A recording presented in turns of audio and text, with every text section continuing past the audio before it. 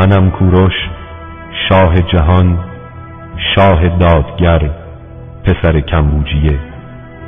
آنگاه که بدون جنگ و پیکار به بابل در آمدم، همه مردم مرا با شادمانی پذیرفتند.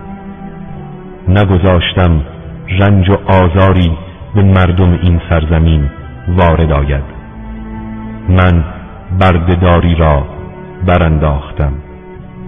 فرمان دادم که همه مردم در پرستش خدای خود آزاد باشند.